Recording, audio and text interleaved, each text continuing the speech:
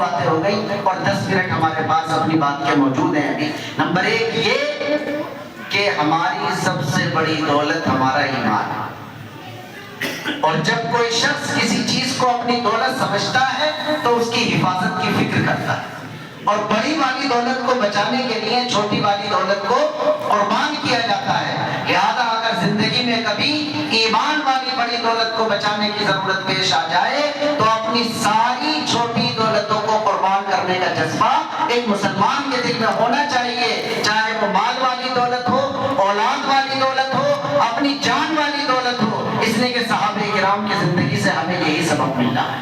اور اگلی بات ہم نے یہ کہی کہ جس ایمان کو ہم سب سے بڑی دولت سمجھ رہے ہیں وہ ایمان ہوتا کیا ہے؟ وہ کس چڑیا کا نام ہے؟ وہ کیا چیز ہے جو ہمارے اندر آ جاتی ہے تو ہم ایمان والے بن جاتے ہیں؟ وہ کیا چیز ہے جو ہمارے اندر سے نکل جاتی ہے خدا نخواستہ تو پھر ایمان والے نہیں رہتے؟ وہ بہت ساری چیزیں ہیں، لیکن ایک گفتگو میں ساری چیزیں نہیں بتائی جائیں گی. اس وجہ سے کم کرتے کرتے کرتے ہم نے صرف 3 چیزوں کو ذکر کیا ہے جس کا تعلق ہمارے دل سے. میں نے کہا ہمارے ہاتھ کے کڑے دیکھ کر بھی دوسرا دیکھ کر بتا سکتا ہے کہ یہ مسلمان ہے کہ نہیں ہے. کان میں پہنی ہوئی کسی چیز کو دیکھ کر بھی کوئی فیصلہ کر سکتا ہے کہ شاید مسلمان نہیں ہے. گلے میں لٹکی ہوئی کسی چیز کو دیکھ کر بھی فیصلہ کیا جا سکتا ہے کہ شاید مسلمان نہیں ہے، کرسچن ہے. میں نے بتلایا تھا نا، ہمارا کلچر کئی مرتبہ بتلاتا ہے کہ یہ ایمان والا ہے کہ نہیں ہے. ہماری عبادتیں کئی مرتبہ بتلاتی ہیں کہ ایمان والا ہے کہ نہیں ہے. لیکن یہ سیکنڈ کلاس چیز ہے، فرسٹ کلاس ہے ہمارا دل. ہمارا دل اس میں کچھ عقیدے رکھنے پڑتے ہیں، کچھ یقین رکھنے پڑتے ہیں جس سے طے ہوتا ہے کہ ہم ایمان والے ہیں. ان میں سے 3 ہم نے ذکر کیے: اللہ پر ایمان، رسول اللہ پر ایمان اور آخرت کے دن پر ایمان. اگلے 7 منٹ 8 منٹ میں یہ کہہ رہا ہوں، آج اس حوالے سے ہم ذمہ داروں کو سمجھنا اور غور کرنا ہوگا کہ یہ ایمان والی دولت بہت سستے اور اپنی شہوت کے نتیجے میں ہماری نوجوان نسل ضائع کرتی چلی جا رہی ہے. میں اب لفظوں میں نہیں کہہ رہا ہوں، سب سمجھدار ہیں، سب جانتے ہیں. ایسے واقعات ابھی بہت کم آ رہے ہیں. یعنی اگر خوف دلا کر موب لنچنگ کے ذریعے سے کسی کا ایمان چھیننے کی کوشش کی جا رہی ہے تو ہمارا اندازہ یہ ہے کہ 99% ایسے مشکل حالات میں بھی مسلمان اپنا ایمان نہیں چھوڑتا، جان دے دیتا ہے. لیکن جب آدمی کا اخلاق بگڑ جائے، پیار محبت کا کلچر اور عشق کی دھن اور دماغ کا خلل کہ کوئی شخص کڈنیپ کر لے رہا ہے ہمارے نوجوان کو، چاہے وہ لڑکا ہو یا لڑکی، اور اسے اس کے دماغ کے اعتبار سے اس زون میں لے کر کے چلا جاتا ہے کہ پھر ہمارے بچے یا بچی کو نہ باپ نظر آ رہا ہوتا، نہ ماں نظر آ رہی ہوتی، نہ بھائی نظر آ رہا ہوتا، نہ خاندان نظر آ رہا ہوتا، نہ قرآن نظر آتا، نہ اللہ نظر آتا. بس اس کے دماغ پر ایک ہی دھن سوار ہوتی ہے. اور اس گندے چکر کی وجہ سے ہمارا بھائی، ہمارا بیٹا، ہمارا بھتیجا ایمان جیسی عظیم دولت کو قربان کرتا چلا جائے. اور زیادہ کلیئر کر کے نہیں کہی جا سکتی چیز، لیکن پھر بھی بتانا پڑتا ہے. ایسا نہیں ہے کہ ہمارے نوجوان نہ جا رہے ہوں، لیکن چونکہ ٹارگیٹ ہماری بچیاں ہیں اس وجہ سے زیادہ کیسز ہماری بچیوں کے سامنے آتے ہیں. ٹارگیٹ ہے وہ باقاعدہ. بڑا دکھ اور افسوس ہوتا ہے یہ دیکھ کر کہ ذمہ داری تو یقیناً مردوں پر آتی ہے. آپ اس چیز کو دیکھتے ہی نہیں، سمجھتے نہیں، غور نہیں کرتے. آپ سے مراد ظاہر ہے آپ ہی کو نہیں کہہ رہا، میں اپنے آپ کو بھی کہہ رہا ہوں. پچھلے دنوں کئی سال ہو گئے ایک بات آئی تھی کہ راشن کارڈ پہ جو مکھیا ہوگا وہ اب مرد نہیں رہے گا بلکہ کون بن جائے گی؟ عورت بن. بھائی ہو گیا کہ نہیں ہو گیا؟ مجبوری یہ کرانا پڑا، لیکن اس سوچ کو سمجھنے کی ضرورت ہے جو اوپر سے لائی جاتی ہے. اس کے بعد بینکوں نے اسکیمیں نکالی، کتنے قرض دینے کی اسکیمیں نکالی کہ صاحب یہ لون جو دیا جائے گا صرف یہ خاتون کو دیا جائے گا. ہمارے مرد کی غیرت نہیں جاگتی، وہ بڑی آسانی سے بھیج دے رہا ہے خاتون کو لون لینے کے لیے. اسی تعلق سے اس لون دینے والے سے سارے کانٹیکٹ، سارے تعلقات، ساری بات چیت، سارے رابطے اسی کے ہماری عورتوں سے قائم ہو جاتے ہیں. ہم نے اپنی تاریخوں میں پڑھا اور دیکھا ہے کہ جب کسی سے سود کا قرض نہیں ادا ہوتا تو پرانے زمانے میں گھر ختم ہو جایا کرتے تھے، گھر بک جایا کرتے تھے.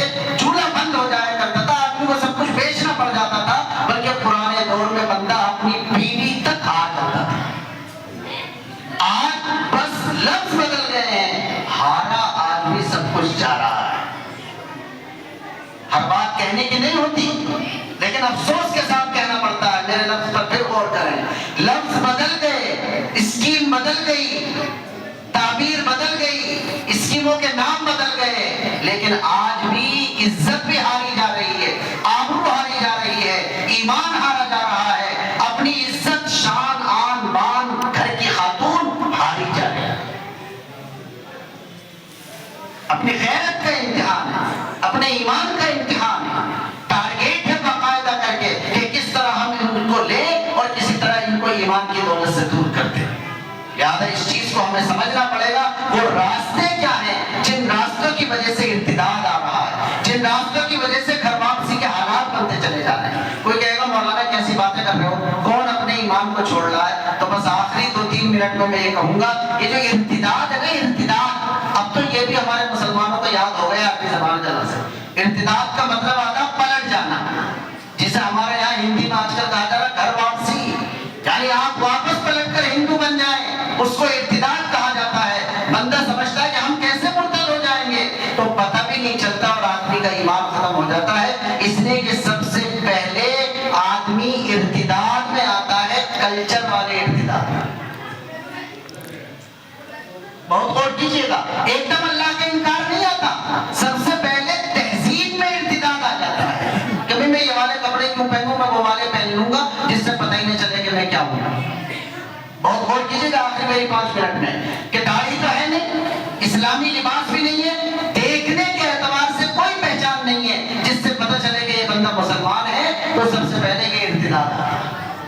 کلچر کا ارتداد، تہذیب کا ارتداد، سلام ختم ہو جائے گا، اوکے آ جائے گا، گڈ مارننگ آ جائے گا، نمستے آ جائے گا، یعنی آپ کی زبان پر ان کا کلچر آئے گا، آپ کے لباس میں دوسروں کو کلچر ہوگا، آپ کے اٹھنے بیٹھنے میں ہوگا، اور کسی طرح بغیر آپ کے بتائے یہ پتہ ہی نہیں چلے گا کہ آپ مومن ہیں۔ غور کر رہے ہیں میری بات پر؟ سب سے پہلے جو ارتداد آتا ہے وہ کلچر کا ارتداد آتا ہے، وہ دکھنے کا ارتداد آ جاتا ہے کہ آپ کیسے دکھائی دے رہے ہیں۔ آپ ہندوؤں میں بھی دیکھیں گے، مسلمانوں میں بھی، مسلمانوں میں مولوی کا دور سے پتہ چل جاتا ہے کہ یہ مسلمان ہے، اور ہندوؤں میں پنڈتوں کا ان کے کپڑوں سے، ان کے ہر چیز سے پتہ چل جاتا ہے کہ یہ ہندو۔ باقی جو نارمل زندگی ہے ان میں کسی کا پتہ نہیں چلتا کہ یہ مسلمان ہے یا ہندو۔ مسلمان کی ذمہ داری ہے کہ وہ ایسی شکل، صورت، اسٹائل اختیار کرے کہ زبان سے کہے بغیر بھی لوگوں کو پتہ چلنا چاہیے کہ یہ اللہ پر ایمان لانے والا ہے۔ داڑھی کے مسئلے کو میں زیادہ کہتا نہیں ہوں، ناراض مت ہونا، جو بھی ایسے بھائی ہیں میں پورا پیار کرتا ہوں ان سے، لیکن میں ایک بات کہتا ہوں، کسی کو سمجھایا جاتا ہے داڑھی کے بارے میں تو کوئی تو زیادہ سمجھدار بن جاتا ہے، کہتا میاں واجب تھوڑی ہے، فرض تھوڑی ہے، رکھ لیں گے۔ میں زیادہ واجب فرض کہتا ہی نہیں، میں تو ایک لفظ بولتا ہوں، آج کے حالات میں ہمارے ملک میں جو مسلمان ہے اور داڑھی نہیں رکھتا، 99.99 میں یہ کہتا ہوں کہ وہ بزدل ہے۔ ممکن ہے آپ مجھ سے کہیں گے بہت بڑے بہادر بن رہے ہو، ہمیں دیکھا نہیں ہے آپ نے، تو بھائی ٹھیک ہے، وقت پر آپ کام آ جائیں گے، بڑی اچھی بات ہے، کام آ جائیں گے، لیکن اتنا تو پتا ہے کہ اگر ہمارے ساتھ آپ بس میں بیٹھے تو ہمیں تو نہیں پتا چل رہا تھا کہ ہمارا حوصلہ بڑھا۔ اور کتنے مسلمان بچا کے لاتے ہیں اسی طرح اپنے آپ کو، پتہ ہی نہیں چلا ہمارا تو۔ لہٰذا اسے بعد میں دیکھا جائے گا کہ سنت ہے، مستحب ہے یا فرض ہے۔ آج کی ڈیٹ میں ہر مسلمان کی ذمہ داری ہے کہ صرف زبان سے ہی نہ بتائے کہ وہ ایمان والا ہے، بلکہ اپنی پوری باڈی لینگویج سے بتائے کہ وہ ایمان والا ہے۔ ہم ہر اسٹیشن پر پریشان ہوتے ہیں، ہمیں لگتا ہے کہ کوئی ہمارا بھائی نہیں، ہم ہر بس میں پریشان ہوتے ہیں، ہم پلین کے ہر کیبن میں پریشان ہوتے ہیں، ہم ہر جگہ پریشانی میں رہتے ہیں، اور ہو سکتا ہے ہمارے 2-4 بھائی ہوتے ہوں، لیکن جب ہمیں پتہ ہی نہیں چلتا تو ہم کیا کریں؟ ہماری زندگی کے خوف کے جتنے مسائل اس ملک میں ہیں، اگر سارے کے سارے مسلمان صرف اپنے چہرے کی شناخت سے مسلمان بن جائیں تو 50% خوف خود بخود ہمارے آپ سے ختم ہو جائے۔ تو لہذا یہ مسئلے کی بات بعد میں کرنا ہم سے، ہم تو سیدھا کہہ رہے ہیں ہوں گے آپ بہت بڑے بہادر، لیکن ان حالات میں اگر آپ اپنی باڈی سے نہیں دکھا رہے کہ آپ ایمان والے ہیں تو آپ بہادر نہیں ہیں۔ ارتداد آتا ہے پہلے تہذیب کا، اور اس کے بعد ارتداد آتا ہے فکر کا، اس سوچ کا۔ کا یہ قانون ہے مسلمانوں میں، قرآن میں سمجھ میں نہ آتا، ویسے بیکار ہی ہوگا. قانون کے بارے میں میراث کا یہ قانون ہے، نہیں ٹھیک نہیں لگ رہا. ڈبیٹ آج کل یوٹیوب پہ بہت ہو رہی ہیں. ابھی کل میں نے سنی ایک خدا کا نہ ماننے والا ملحد ہے، اس کا نام ہے اویس اقبال، یعنی اس کے ماں باپ مسلمان ہیں، اپنے آپ پکا ملحد ہے. ہمارے جو مولانا ڈاکٹر یاسر ندیم الواجدی ہیں، ان کی بھی اس سے ڈبیٹ ہوئی تھی، یہ علماء حضرات نے دیکھی ہوگی اور سنی ہوگی، آپ میں سے بھی ہو سکتا ہے کسی نے سنی دیکھی ہو. اس نے بات کی ہے ایک چھوٹی سی لڑکی سے. کسی نے دیکھی وہ ڈبیٹ؟ ایک لڑکی سے بات ہوئی ہے اس کی، دیکھی.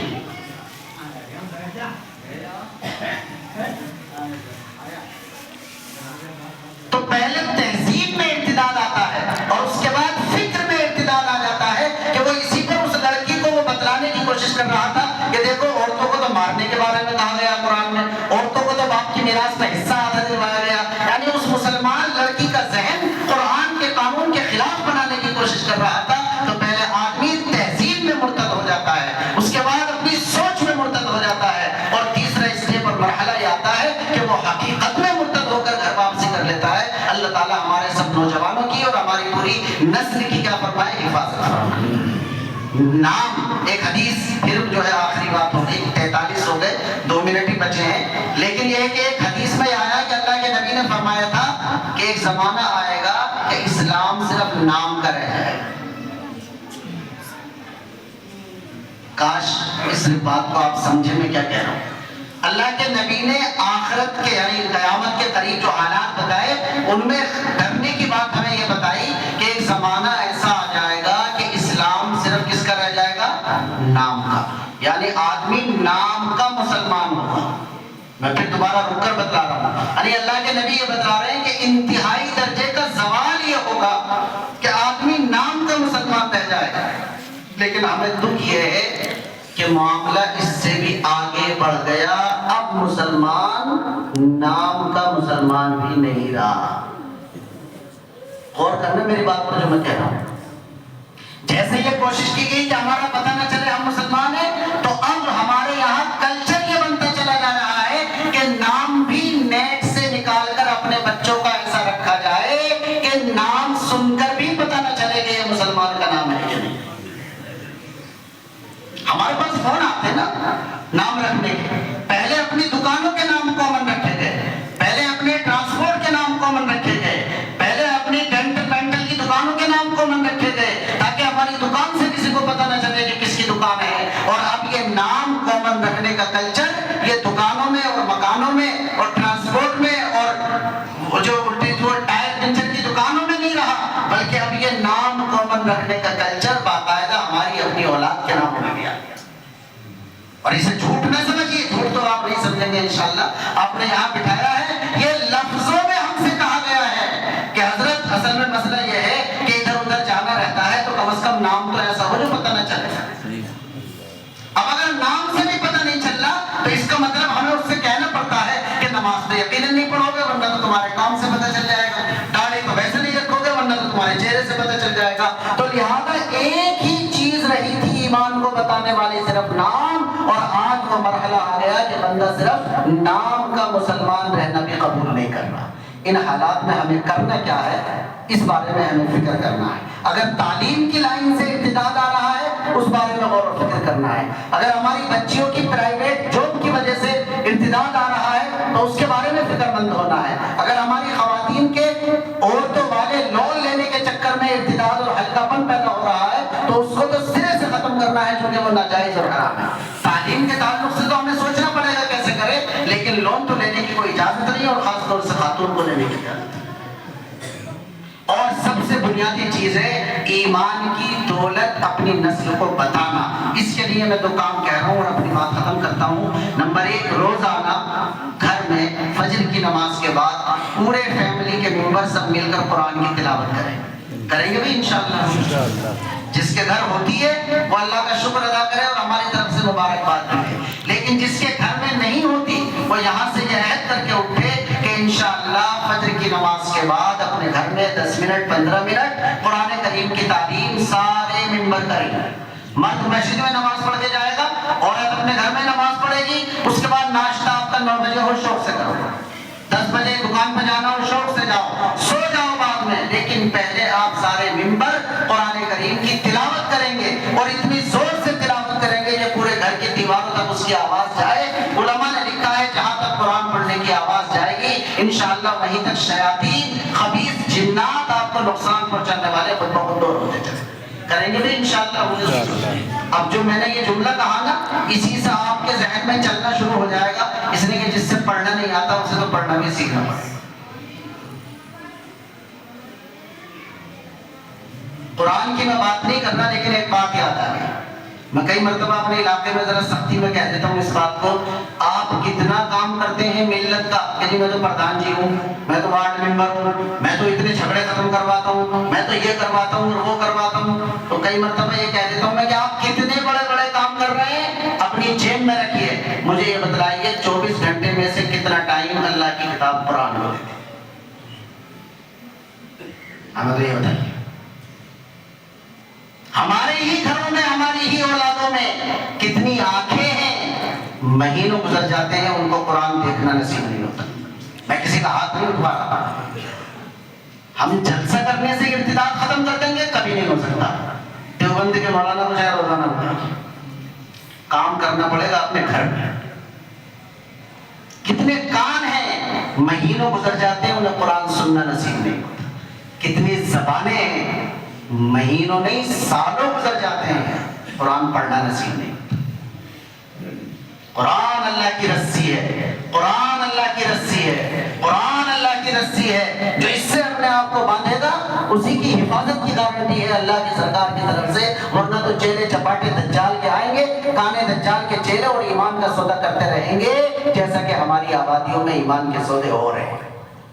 تو کریں گے بھائی انشاءاللہ اپنے گھر روزانہ صبح کو فجر کی نماز کے بعد جتنا ہو سکتا ہو 10 منٹ 15 منٹ 20 منٹ قرآن کی تلاوت، اور روزانہ رات کو سونے سے پہلے جب سب اپنے اپنے کام سے فارغ ہو کر آ جائیں تو اپنے بیڈ روم میں لیٹنے کے لیے جانے سے پہلے سارے فیملی ممبر ایک ساتھ بیٹھ کر کسی نہ کسی دینی کتاب کی تعلیم کریں گے۔ وہ قرآن کا ترجمہ بھی ہو سکتا ہے، حدیث کی کتاب بھی ہو سکتی ہے، یہ سب علماء ہمارے علاقوں میں اور ہر جگہ موجود ہیں، یہ آپ کو بتائیں گے کہ اس وقت بیماری کون سی بیماری کے جراثیم پھیلنے والی ہوا چل رہی ہے اس کے اعتبار سے نسخے کی شکل میں کتاب بتا دیں گے۔ میرے ایک ایک لفظ پر غور کرنا، میں کسی کتاب کو منع نہیں کر رہا، لیکن کتاب علماء کی ہماری تو لکھی ہوئی ہے، ہمیں پتا ہے کہ کون سے حالات میں کون سی ٹیبلٹ لگانی ہے، لہذا رات کو سونے سے پہلے سارے فیملی ممبر ایک ساتھ بیٹھ کر کسی نہ کسی ایمان کی، دین کی، قرآن کی، اللہ کی، رسول کی، صحابہ کی، آخرت کی، فرشتوں کی کتابوں کی بات کریں گے۔ تو آپ ذرا اندازہ کرو، میرے کہنے پہ نہ جاؤ کہ ہمارے گھر میں 6 سال کی عمر کا بچہ یا بچی 18 سال کی عمر تک کسی ماحول کو دیکھے گا کہ روزانہ رات کو سونے سے پہلے ایمان ایمان ایمان، دین، قرآن، حدیث، نبی، اللہ۔ تو آپ اندازہ کیجئے جب وہ 18-20 سال کا جوان ہوگا اور 6 سال کی عمر سے وہ روزانہ اس کے دل کی تختی پر اللہ اللہ لکھا جا رہا ہے تو ہمیں اطمینان ہوگا کہ یہ اولاد انشاءاللہ اپنی ایمان والی دولت کو نہیں چھوڑے گا۔ آپ ہی نے ہمیں بتایا ہے کہ پانی کا چھوٹا سا قطرہ اتنے بڑے پہاڑ، اتنے بڑے پتھر پر بھی پڑتا رہے تو اس میں بھی کیا کر دیتا ہے؟ سوراخ کر دیتا ہے۔ یہاں بھی میں کہوں گا شرم نہ کریں، ابا بھی بیٹھیں گے اس میں، اماں بھی بیٹھیں، بیٹے، بیٹیاں، بہویں، پوتے، پوتیاں، سارے فیملی ممبر ایک ساتھ بیٹھیں اور تعلیم کریں۔ ہمارے یہاں شرماتے ہیں ابا جی سوچتے ہیں میں تو بس چوپال پہ بیٹھوں گا حقہ پینے والوں کے پاس، نوجوان سوچتا ہے میں تو نکڑ پہ کھڑا ہوں گا بس اپنے فرینڈ سرکل کے پاس، خاتون سوچتی ہے میں کیسے اپنے سسر کے سامنے بیٹھ کر دین کی کوئی کتاب پڑھی جا سکتی ہے، بڑی شرم آ رہی ہے۔ یہ شرم نہیں، میں ہمیشہ کہتا ہوں کہ کتنی فیملیاں ہیں جو گندی فلمیں اور ڈرامے ایک ساتھ بیٹھ کر دیکھ رہے ہیں، انہیں شرم نہیں آ رہی، تو پھر ہمیں اللہ کی کتاب اور دین کی کتاب ایک ساتھ پڑھتے ہوئے پھر شرم آ رہی ہے۔ تو عمل کریں گے بھائی انشاءاللہ، یہ دونوں نسخے ہیں انشاءاللہ جو گھر میں حفاظت لائیں گے اور ایمان کی بہار قائم کریں گے اور ہمارے بچے اور بچیوں کے ایمان کی حفاظت کی طرف انشاءاللہ قدم آگے بڑھے گا۔ اللہ تبارک و تعالیٰ آپ کی اس مجلس کو بہت قبول فرمائے، ہماری حاضری کو بھی قبول کرے۔ خیر کی باتیں آئی ہیں تو اللہ ان کو سمجھنے کی، عمل کی توفیق دے۔